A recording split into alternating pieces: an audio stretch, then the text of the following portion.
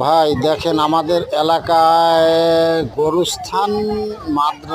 গোরস্থানের সাথে মাদ্রাসা আছে, এখানে মাহফিল হইতেছে এবং গোরস্থানের সামনের পশ্চিম সাইডে দোকানপাট বসিয়ে আছে, বিভিন্ন ফুচকার দোকান, রেস্টুরেন্ট, তারপরে চুরি ফিতে বিভিন্ন কসমেটিকের দোকান বসিয়ে আছে।